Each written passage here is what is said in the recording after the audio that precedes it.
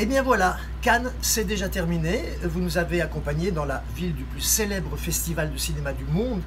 Pendant ces dernières semaines, nous avons visité du restaurant, du palace avec le Carlton, que nous remercions évidemment. Nous vous avons emmené sur la Croisette, vous avez vu des feux d'artifice extraordinaires dans le cadre du festival d'art pyrotechnique. Nous avons vu le feu tiré par la Pologne et puis celui de la France pour nous faire plaisir le jour de notre fête nationale, le 21 juillet. Et j'avoue qu'il était magnifique. Voilà, donc il n'y a plus de bisbille France-Belgique après la Coupe du Monde. Ils ont fait un feu magnifique et moi j'ai voté pour eux pour le prix du public. Toujours est-il que c'est fini. Et qui dit Cannes, dit luxe, dit bijoux, dit belles femmes, dit voitures de sport, les Lamborghini, des Porsche, des Ferrari, il y en a partout. Et les plages, et les casinos, et les grandes marques de couture.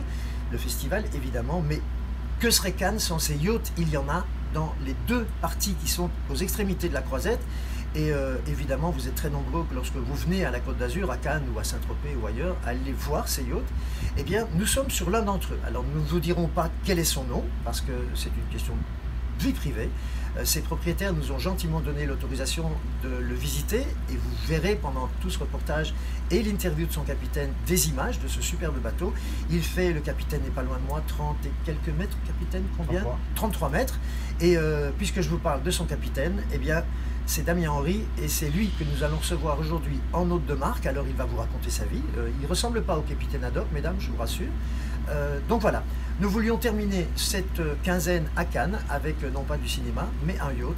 Vous avez vu son intérieur et maintenant je vous emmène rencontrer le commandant, le pacha, le capitaine. On va voir ça avec lui. Damien Henry, bonjour. Bonjour Marc. L'hôte de marque, on reçoit d'habitude des stars, des grands sportifs mondiaux, des ministres. Et là, j'avais vraiment très envie, parce qu'à Cannes, les capitaines, ben, il y en a plein. Alors, je sais pas, d'abord, je dois t'appeler capitaine, commandant, pacha, Dieu. C'est bien capitaine, ouais. C'est le poste qui va bien, ouais. Alors, vous êtes une petite caste à Cannes, vous vous connaissez tous entre vous. Alors, je précise que capitaine, c'est capitaine de bateau privé, donc il y a plein de yachts magnifiques à Cannes. Privés et beaucoup sont au commerce, c'est-à-dire qu'ils sont louables à la semaine, à la journée. C'est ce qu'on appelle les charters? Exactement, ouais. Quelle est la différence entre un capitaine comme toi, qui est capitaine, je le précise, pour un propriétaire sur son navire, qui fait plus de 30 mètres, qui est absolument magnifique, on parlera de l'équipage ensuite. Il y a une grosse différence entre ceux qui commandent un bateau juste en charter et qui donc rencontrent des clients différents? Non, pas du tout. Toi? Non, pas du tout. En fait, c'est la même chose. On doit travailler pour le bateau, pour les gens que nous transportons, et les formations sont identiques. Par contre, au niveau de la législation, la législation, c'est beaucoup plus allégé pour les bateaux de plaisance. Alors, capitaine ou commandant, c'est tout de même Dieu après Dieu, on dit à bord. Exactement. C'est une énorme responsabilité parce que finalement, ces bateaux sont quand même énormes, mais ce sont tout de même des véhicules. Donc, qui dit véhicule dit danger. Il y a toujours du danger, même si les accidents sont rares, mais c'est une énorme responsabilité. Tu as vraiment la vie de ton équipage et de ton propriétaire et sa famille entre les mains. Absolument, parce que déjà, ce sont des jouets qui coûtent énormément cher, et donc on a la responsabilité du matériel, ensuite de l'équipage que nous transportons à bord, et des passagers, bien entendu. Mais quand je dis responsabilité, le terme n'est pas surfait, c'est vraiment une responsabilité à temps complet, quoi. Tu parlais prix, on peut avoir une fourchette, une idée d'une fourchette. Un bateau comme celui sur lequel on est, qui fait entre 30 et 40 mètres, on parle en millions On parle en millions, bien sûr, oui, on parle en millions. Selon les chantiers, ça va de 5 à 12 millions. Oui. Ce sont des joujoux donc très précieux. La vie des gens l'est aussi. Le propriétaire, est-ce que c'est une maison de vacances pour lui et est-ce que l'équipage peut être considéré comme son personnel de maison? Sur ce bateau, le propriétaire aime dire que c'est une extension à sa propriété. Donc vraiment, il adore le bateau, il prend son bateau dans ce sens. J'aimerais quand même porter attention sur ce fait que bien souvent, les gens, j'ai souvent entendu les gens se promenant sur les quais en disant ouais, c'est riche, qui ont plein d'argent, qui ont plein de yachts, ils devraient payer énormément de taxes, etc. Il faut savoir que c'est un microcosme et que chaque bateau qui bouge fait travailler énormément de personnes. Ça part des fleurs le matin, parce qu'il faut des fleurs fraîches, de la boulangerie, du matériel à bord.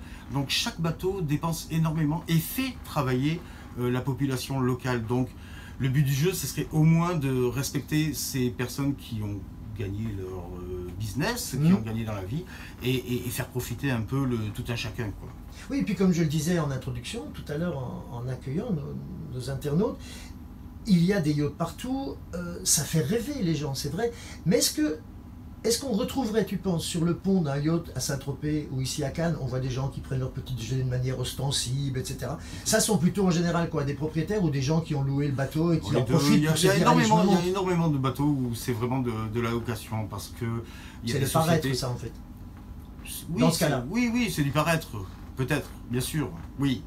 Mais il y a énormément de bateaux qui sont à la location, et il y a des gens qui profitent de leur semaine, comme vous allez profiter d'une semaine au camping, ils vont profiter d'une semaine sur un bateau. Alors, une semaine, ça parle de temps.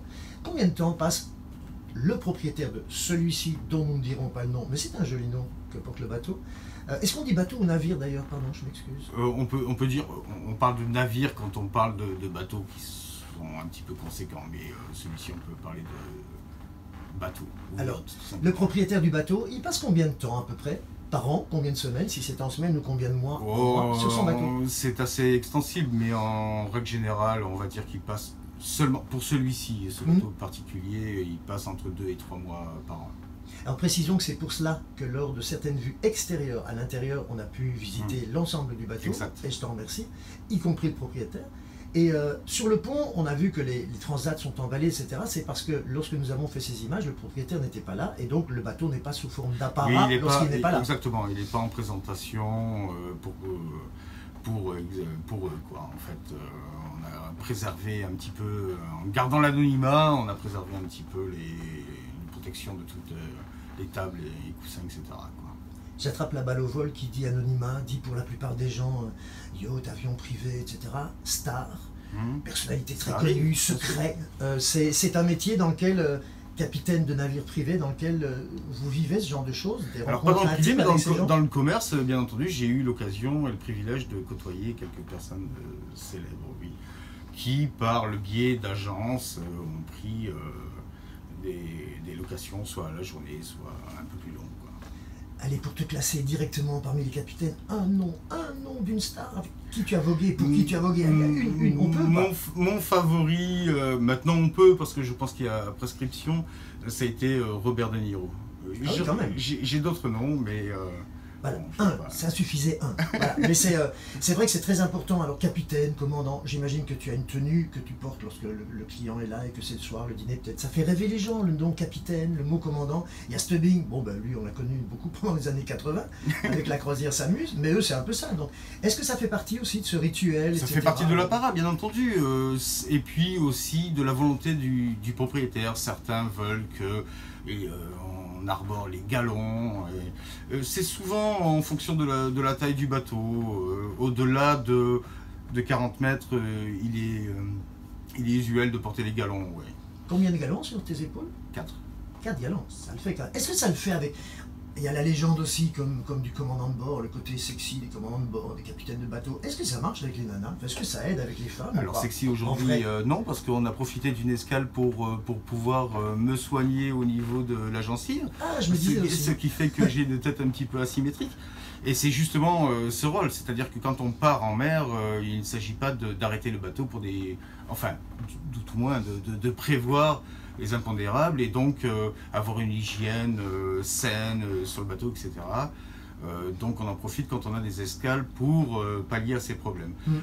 Quant aux filles, bon, ben, l'uniforme plaît, mais pas plus qu'un pompier ou un gendarme ou quoi que ce soit. C'est un peu légende urbaine, quoi. Voilà. C'est le fantasme du pilote d'avion ou du pilote entre guillemets de navire.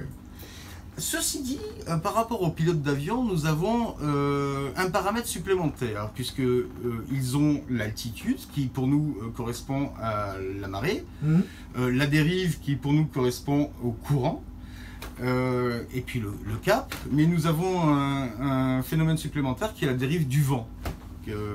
Bon, eux ils ont la dérive, les avions ont la dérive du vent aussi, mais pas des courants. Est-ce qu'un pilote pourrait plus facilement apprendre à conduire un bateau, et est-ce qu'un commandant pourrait plus facilement apprendre à piloter un avion que quelqu'un d'autre? Étrange question. S'il y a des similitudes à ce point-là. Il y a pas mal de similitudes, mais dans la théorie, oui, je pense qu'ils sont interchangeables, ouais, tout à fait. Ouais. Je pense que pour un un capitaine de bateau, ce serait pas très grave et très impossible de prendre un avion, dans la théorie. Après, les équipements sont un peu plus compliqués dans un avion. Ça a l'air clair quand on regarde le cockpit d'un avion, ça a l'air effectivement... C'est beaucoup automatisé. Oui, mais sur les bateaux aussi, c'est pas mal automatisé. Celui-ci est un bateau relativement simple. Tu évoquais la vie à bord dans une question précédente. Qui dit vie à bord dit équipage. Alors équipage, vous êtes combien sur un bateau comme celui-ci? Est-ce que votre équipage est plus restreint par la volonté du propriétaire qui veut moins de chichi et de service par exemple, qui veut pas de sommelier ou de majordome, j'en sais rien. Et est-ce que sur d'autres bateaux, on monte beaucoup plus que l'équipage que Oui, vous bien avez? sûr, bien sûr. Ça correspond tout à fait au niveau des prestations du bateau. Celui-ci est encore une fois un bateau complètement privé avec une famille qui veut profiter de leurs vacances. Et ils ne veulent pas être assaillis par beaucoup de membres d'équipage. Pour un 33 mètres, nous sommes 4, à savoir que le minimum safe meaning, c'est-à-dire le minimum que nous pouvons utiliser par sécurité, n'est que de 3 personnes. Nous sommes 4, ce qui n'est pas énorme. Ça veut dire qu'il y a 2 personnes sur le pont, un capitaine et un chef mécanicien. En règle générale, sur ce genre de bateau, on a aussi un cuisinier et une femme d'intérieur. Donc on peut se retrouver à 6 et le propriétaire du coup peut passer un séjour où vraiment il est chouchouté, gâté, et c'est j'imagine le but du jeu. Absolument. Lorsque nous nous étions rencontrés la semaine dernière, on ne va pas mentir, parce que j'aime pas mentir, nous avons fait ton interview déjà, cette hôte de marque, il y a une semaine à peu près, et les fichiers informatiques étant ce qu'ils sont, ça avait corrompu, mais du coup je te tutoie. Les questions ne sont pas les mêmes. Voilà, ce ne sont pas les mêmes questions, parce que je m'en souviens pas, et on se tutoie là, ben, voilà, c'est une erreur de ma part, parce qu'en général la politesse fait que... Ben, voilà. Donc la semaine dernière tu m'expliquais que vous êtes vraiment finalement un hôtel 5 étoiles sur l'eau. Et que vous êtes finalement le personnel d'exception de cet hôtel, d'exception lui aussi. Normalement, un bateau de ce genre est plus qu'il appartient au client. Et plus que ça, puisque c'est un hôtel-restaurant flottant. Donc chacun a vraiment son département. Et c'est comme une boule de neige. Chacun a un poste bien défini et dépend de l'autre. Puisque, imaginons que un propriétaire ou un locataire se réveille le matin et le café est froid, il va être de mauvaise humeur et donc il va par effet se dire que peut-être le pont n'est pas aussi propre qu'il le voudrait, etc., etc.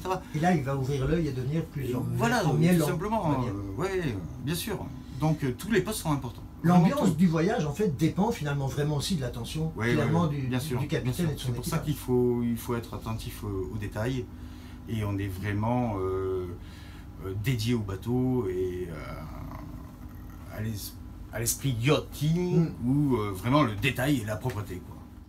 Alors, que ce soit clair pour le propriétaire du bateau sur lequel nous sommes, je ne parle pas de sa famille, mais je vais te poser une question sur les familles globalement des propriétaires de yachts de luxe. Est-ce qu'il arrive qu'une famille soit particulièrement sympa et attachante et qu'on s'y attache, et à contrario, est-ce qu'il arrive qu'il y ait des familles, allez, soyons clairs, où les mômes sont hyper emmerdants, où il y a des caprices de tous les côtés, ou les propriétaires, et que vous ayez qu'une envie, c'est de sauter dans le, comment est-ce qu'on appelle ça, dans le canot de sauvetage et fiche le camp. Est-ce que les familles, c'est drôle? L'éventail est très large, évidemment. J'ai eu la chance de côtoyer des gens, vraiment des gentlemen, et puis des gens beaucoup plus durs. Bien sûr, oui, dans toutes les familles, c'est comme ça. Et quand ils sont durs, ils sont très très exigeants et vraiment ça peut devenir pénible. C'est du caprice parfois? Oui, complètement. Et il ne faut pas confondre le caprice et la volonté du voyage, puisqu'il ne faut jamais compromettre la sécurité à bord, quoi, pour eux et pour le bateau et pour l'équipage. J'imagine que de temps en temps, qui dit famille dit sans enfants, mais qui dit famille dit certainement assez souvent avec enfants. Est-ce que ces mini-clients, c'est un côté attachant ou est-ce que c'est un côté plus compliqué pour l'équipage? Parce que gérer des enfants, c'est vrai que c'est pas facile et ils ont plein d'envies. Je veux plonger, je veux m'arrêter, je veux nager. C'est ça. Ça fait partie aussi des en règle générale, c'est un souci supplémentaire, c'est une attention supplémentaire parce qu'encore une fois, tout est basé sur la sécurité, donc il faut faire attention lors des navigations à les protéger, à les préserver d'un petit accident ou d'un incident. Puisque bien sûr, une chose que ne veut pas faire les assurances, c'est de payer, donc il faut être très attentif à éviter tout incident. Et puis, bien entendu, on est, encore une fois, un bateau n'a rien à faire sur l'eau. Je veux dire, que ce soit du métal, du plastique, comme le nôtre. Enfin, bon, c'est des volumes importants et du poids important. C'est pas fait pour flotter. Et les conditions naturelles font que ça peut devenir vraiment tout de suite difficile. Donc oui, évidemment, un enfant a une intention bien particulière. À ce point que, pour ma part, j'ai même dressé un tableau avec une recherche à bord, au cas où, si une maman était un petit peu flippée par l'absence de son enfant, pour que l'équipage réagisse en moins de 5 minutes pour savoir exactement où est cette personne, puisque c'est une personne à part entière, même peu importe l'âge. Une personne, mais une sacrée personne. C'est une personne. Et des fois, il y a même des clients qui m'ont dit oui, mais on peut être plus nombreux parce que j'ai le bébé qui a moins de... non, c'est une personne. Et d'aventure, si on ne la trouve pas, ça devient une personne à la mer. Alors là, c'est un peu plus compliqué. Alors ça nous ramène justement à cette notion de sécurité et de responsabilité dont on parlait tout à l'heure. On a parlé là un peu du côté fun de la clientèle des gens qui possèdent ce genre de bijoux. Mais toi, tu es capitaine, commandant, je le rappelle. Avant qu'on arrive à la sécurité, il y a une question que tout le monde se pose, je pense. Est-ce qu'il est vrai, et est-ce que c'est vraiment vrai, que tu as le droit, en tant que capitaine, de marier des gens?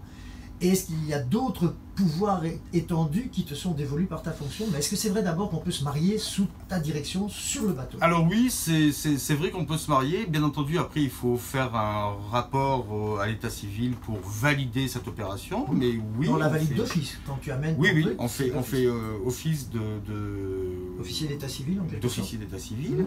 Et on est même officier d'état judiciaire. C'est-à-dire qu'on peut mettre... sous séquestre quelqu'un. Vous pouvez arrêter quelqu'un et le mettre aux arrêts dans une pièce isolée. J'imagine pour entraver, etc. Mais vous pouvez enfermer quelqu'un jusqu'à ce que vous reveniez à quai. Absolument. Et que vous appeliez la police. Absolument. Donc c'est finalement, oui, un gros pouvoir. Mais bon, pouvoir, c'est bien, mais la responsabilité. Tu parlais de ce plan de sécurité pour retrouver quelqu'un. Comment ça se passe quand la famille arrive à bord? Et est-ce qu'à chaque fois qu'ils arrivent, tu leur fais un brief, tu fais un rappel des règles de sécurité? Et quelles sont ces règles de sécurité pour une famille? Comment est-ce que tu leur parles? C'est assez difficile. Alors là, c'est un sujet assez difficile parce qu'ils sont en règle générale en vacances et assez, peut-être le mot est fort, mais imbus de leur personne. Et c'est assez difficile de leur faire comprendre qu'ils doivent porter attention à leur sécurité. Mais bien entendu, oui. Alors, il y a plusieurs moyens maintenant. Par des petits films qui passent dans les cabines, en leur expliquant où se trouvent les gilets de sauvetage, où se trouvent les radeaux et quelles règles doivent-elles, pour les personnes, prendre pour débarquer, pour faire un abandon, etc. Quelles sont les vraies règles de sécurité globales? Qu'est-ce qu'il y a comme matériel de sécurité à bord? Et comment est-ce qu'on fait si un jour il faut s'enfuir? Pas parce qu'on coule, mais pour n'importe quelle raison. On parlait de l'incendie, tu m'expliquais l'autre fois que c'était l'incendie, c'est la grande peur parce que nous sommes entourés d'eau. Comment est-ce qu'on quitte? On est entouré d'eau et paradoxalement, c'est l'incendie qui personnellement me fait le plus peur et pour beaucoup de personnes. C'est vrai que c'est paradoxal. C'est paradoxal, mais en fait, on a tous les combustibles qu'il faut pour que ça... Ah oui, tout est inflammable ici à bord, oui, c'est sûr. Donc ça part très très vite. Alors comment est-ce qu'on évacue le bateau? On évacue avec des radeaux de survie. Hein. Il y en a combien sur un bateau comme celui-ci? Je rappelle, de moins de 40 mètres, un peu moins. Le nôtre, il y en a 4. Hein. Ah oui, quand même. Oui, 4 de 16 personnes chaque. Alors qu'on 60 personnes alors qu'on transporte que 12 personnes maximum. On a l'annexe aussi qui peut nous servir. Le petit bateau qui peut nous servir en cas de problème d'évacuation. Après, pour les... on appelle ça les appareaux de sécurité. Bon, il y a le transpondeur, il y a la Sarthe, enfin bon, il y a beaucoup de... on est en communication permanente avec des satellites si on veut déclencher la bouée. Évidemment, les radios... La sécurité est améliorée au cours de ta carrière. Je rappelle qu'il y a plus de 20 ans que tu navigues. Oui, tu as vu vraiment des grosses évolutions de sécurité. Tout est parti du Titanic, en fait, si je me rappelle bien, c'était 1908, quelque chose comme ça. Oui, dans ces deux-là. Tout est parti de là parce qu'il y a eu une incompréhension avec les différents bateaux. Et ça a révolutionné l'organisation. Oui, complètement. L'Organisation maritime internationale, hein, je crois qu'ils sont 108 pays à avoir signé, ou si je ne m'abuse, hein, je peux me tromper, avoir signé cette charte.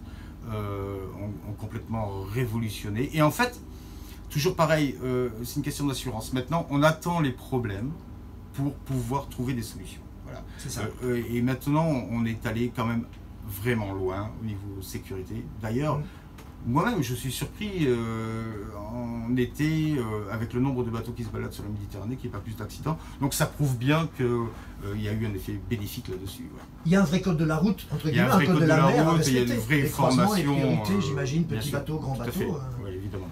Oui. Ce sont des études, être capitaine. Hein. Tu m'as expliqué ça l'autre jour. On ne devient pas capitaine, clac, comme ça, parce qu'on a envie de devenir... C'est un peu mon regret. Il y a 20 ans, moi ça fait donc 30 ans que je navigue. Il y a 22 ans, j'ai 48 ans, à 22 ans, j'ai passé mon premier diplôme. Il fallait justifier des mois à la mer, il fallait justifier d'un embarquement, il fallait justifier d'un contrat de travail, etc. Maintenant, malheureusement, la communauté européenne fait qu'ils ont ouvert un peu des portes et c'est un petit peu dommage parce que je suis en concurrence permanente avec des jeunes qui, malheureusement, ne savent même pas que la mer est salée, qui... à ce point-là, vrai c'est quasi quoi. Disons qu'ils n'ont pas d'expérience. Après, ils ont les diplômes parce que ils ont passé, quoi. Ils ont complètement la théorie. Voilà, ça c'est un petit peu mon regret. Mais par contre, oui, c'est toujours... assez ciblé et réservé pour une certaine élite, enfin pour des gens qui soient responsables. Alors, on parle là de la formation, mais il y a aussi l'auto-formation. À l'époque où tu as débuté, peut-être que c'était plus auto-formé, mais ce qui m'a frappé quand on a discuté la fois dernière, c'est que tu as vraiment débuté au bas de l'échelle, donc comme mousse à pompon, tchac tchac tchac, à briquer le pont, et petit à petit, tu as appris les fonctions, mais aussi les réalités des choses. Je rappelle que vous avez vu, hein, tous à qui nous nous adressons aujourd'hui, la propreté, par exemple, incroyable de la salle des machines, du bateau à bord duquel nous sommes. Donc ce sont des travaux, c'est des choses à faire, mais tu as appris à les faire chacune. Et tu es devenu ensuite leader et capitaine. Est-ce que ça t'a permis, le fait d'être passé par tous les échelons, de mieux comprendre aujourd'hui et de mieux gérer tes équipages, ton équipage? Et c'est super important, parce qu'au moins quand j'ai à discuter avec quelqu'un, je peux très bien lui prouver que je sais de quoi je parle. Voilà, c'est ce qu'on appelle, j'espère, un petit peu l'expérience. Donc oui, j'ai commencé comme mousse sur les transports de passagers, et puis ensuite graisseur, ce qu'on appelle graisseur, qui est un petit mécanicien, enfin juste un contrôleur de niveau, etc. Et ensuite je suis parti aux Antilles pendant 5 ans pour faire de la voile, du bateau à moteur, de la plongée, etc., de la pêche au gros. Et je suis rentré dans les années 2000 en Europe pour progresser gentiment de bateau en bateau. Donc finalement, jusqu'à être second sur 48 mètres et même capitaine temporaire pour la technique sur 52 mètres. Ce qui m'a permis de faire un petit peu tous les postes et de donc pouvoir m'adresser à mon équipage. Avec crédibilité. Avec crédibilité, exactement. Alors, je reviens quand même à ça parce que ça m'a fasciné quand j'y suis entré. Est-ce que la propreté hallucinante de la salle des machines de ce bateau-ci est le reflet de ton caractère ou d'une règle que respectent tous les bateaux? Et est-ce que je tomberais sur un truc aussi impeccable à bord de n'importe lequel ou uniquement à bord de ceux que tu diriges? Parce que c'est hallucinant la propreté, là, on mange par terre. On ne s'attend pas à ça. C'est un peu le but. Mais je vais être un peu trivial, mais si vous regardez, vous pouvez très bien tomber sur quelqu'un de très propre. Le mieux, c'est d'aller voir le fond de la culotte, n'est-ce pas? Oui, c'est ça. C'est trivial. C'est le fond de votre culotte, là. C'est la base de la vie du bateau. Ben voilà, si les cales sont irréprochables, vous pouvez penser que le bateau est tenu. Voilà. En tout cas, c'était incroyable. J'ai rencontré ce matin justement la personne, comment il s'appelle la personne? Peter. Voilà, Peter. Voilà, qui... Enfin, incroyable, voilà. Ouais. Alors maintenant, il nous reste 4 petites minutes. Je voudrais quand même qu'on parle un peu de l'aventure, de cette vie que tu as passée, quand même 30 ans sur les mers, c'est pas rien. Est-ce qu'il en reste une que sur laquelle tu n'as pas vogué, une ou deux? Oui, non, il me reste des mers où j'ai pas vogué, bien sûr. Une dont tu rêves? J'ai fait un peu la Polynésie, mais pas tant que ça. J'aimerais bien continuer à visiter un petit peu. Et puis peut-être aussi l'océan Indien. Je suis allé voir l'océan Indien, mais j'ai pas navigué là-bas. Donc, oui, j'aimerais bien. Ouais, du côté de la Réunion, tout ça. Les Maldives, bien sûr. J'entends que soleil, là, du coup, on est à Cannes, il fait superbe, il fait même très chaud depuis 15 jours. Aucune envie d'aller, je sais pas, vers le détroit de Bering, vers les glaces. C'est pas quelque chose qui attire un capitaine? Si, pourquoi pas. Et de plus en plus de bateaux maintenant font des croisières par là, c'est vrai aussi. Vont sur la Norvège et dans les fjords, bien sûr. Ouais, pour et voir ça tente, tu as le froid, là? Oui, pourquoi pas, bien sûr. Pas trop longtemps? Non. Ouais, non, pourquoi pas. Non, l'important c'est de naviguer, c'est tout. Et de découvrir. C'est ça l'important. Est-ce que vous avez vraiment le temps de découvrir? Parce qu'on imagine que les escales de la famille ne sont pas très longues. Évidemment, vous n'avez pas toujours l'occasion de voir là où vous vous arrêtez. Ce sont nos aux passagers qui découvrent les extérieurs. C'est pas frustrant un peu ça? Oui, de temps en temps, oui, c'est vrai, de temps en temps. Mais aussi, de temps en temps, on a le choix, on a la possibilité de picorer quelques instants qui sont délicieux. Mais le fait de découvrir un pays, une côte, c'est déjà aussi très sympathique. On change de vue du bureau tous les jours. Ah oui, vous changez de bureau systématiquement, c'est clair. Ça, c'est atypique quand même. Alors, aventure, capitaine, bateau, allez, souvenir de Damien, le plus dingue. D'abord le plus dingue, après on essaiera de passer au plus dangereux, et puis peut-être encore un autre truc après. Mais le plus dingue, le plus insolite, le plus fou de tes souvenirs de capitaine. Non mais Ou de marin, comme tu veux. Le plus dingue, ça correspond à celui le plus dangereux, c'est l'aventure des 2 cyclones que j'ai passé dans le lagon de Saint-Martin. Ça, c'était une aventure terrible. Il y a un an et demi, là, avec la grosse catastrophe. Non, c'était avec Louis en 1995 et Bertha l'année suivante en 1996. À Louis, on s'est retrouvé, on était 1200 bateaux dans le lagon, on s'est retrouvé 40 à flot, je faisais partie des... Enfin, j'étais parmi les 40 à flot. C'était une aventure assez particulière et l'année suivante, j'étais tout seul sur un bateau où là aussi il y a eu pas mal de casses. Et ça, je veux dire que pourtant on a l'habitude avec le Mistral, mais quand on arrive à 250 km/h de vent, ça commence à frapper, ça commence à être impressionnant. J'imagine. J'en profite d'ailleurs pour faire un clin d'œil à tous nos internautes de Saint-Barth et de Saint-Martin, parce qu'ils sont assez nombreux, du fait que Christian Lange, notre cofondateur, a vécu 12 ans à Saint-Barth, donc on a suivi de très très près vos mésaventures, amis de Saint-Barth et de Saint-Martin, et évidemment, très régulièrement, nous pensons à vous, et voilà, Click Info en tout cas et Access Scan sont toujours près de vous, je tenais à vous le dire, même si je suis hors champ. Donc ça, c'était le plus dingue. Alors, est-ce que tu as vécu une situation dans laquelle tu t'es vraiment senti en danger en disant « Oula, là vraiment, ça commence à être très très chaud pour moi et mes passagers, et il est grand temps que... » Tout seul une fois, je suis descendu justement de Saint-Barth à Saint-Martin, où à Pointe-Blanche, là-bas, pour ceux qui connaissent, ça brassait, ça montait vraiment dur. Et je me suis retrouvé dans une situation où le bateau, à quelques degrés près, allait perdre sa stabilité. Mais j'étais tout seul à bord. Et j'avoue que sur le après, je me suis dit, ouf, c'était très limite. Ensuite, à part ça, mais c'est une peur rétrospective, mais pas vraiment, c'était juste pour moi. De temps en temps, je serre un peu les fesses pour les passagers, pour qu'ils soient vraiment dans le confort, etc. Mais ça, c'est pas des peurs, c'est des craintes, voilà, c'est tout. Le plus fun des fun, le plus drôle, la situation la plus idiote, la plus drôle et paradoxale qui te soit arrivée. C'est vrai, Marc, tu m'as posé la question la dernière fois qu'on s'est vu. Tu avais cherché. Et non, je n'ai pas cherché. Donc, quelque chose était sorti d'emblée. Non, j'avais pas... Parce que tous les jours, il y a un petit truc de drôle. Il y a l'équipage, de temps en temps, fait des trucs complètement dingues et drôles. Même les passagers, de temps en temps, ont des réactions complètement... Ah ça y est. Une fois, on m'a demandé de mouiller là, c'est-à-dire de poser l'ancre là où il y avait de l'ombre. Et j'étais un petit peu dubitatif parce que je leur ai dit mais c'est l'ombre d'un nuage. Donc il faudrait que je suive le nuage, ça aurait été compliqué. Ça c'était drôle, mais bon, voilà. Sinon, tous les jours, il y a quelque chose, il y a une petite situation qui fait qu'on garde le sourire quand même. C'est ce qui fait la richesse de la vie d'un marin, parce que le mot marin aussi fait rêver les gens, hein, globalement, c'est vrai. Oui, mais la découverte, l'aventure... Une fille dans chaque port, etc. Idée, ça, j'imagine. Non, ça c'est... Oui, bien sûr. On n'a pas le temps. On n'a vraiment pas le temps, et puis on a autre chose à faire, vraiment. J'aimerais bien, mais non, ça n'existe pas.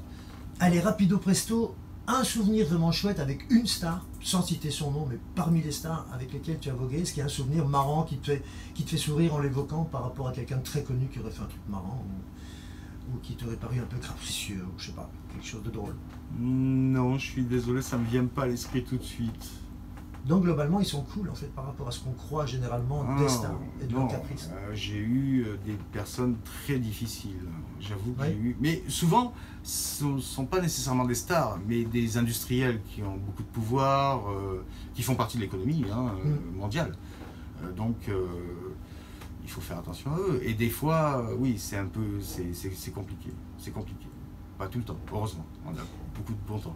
Alors j'ai une dernière question un peu amusante, et puis après, attention, prépare-toi, on va refaire l'exercice des 3 mots, attention, hein, donc cette fois-ci tu peux, as le temps de réfléchir.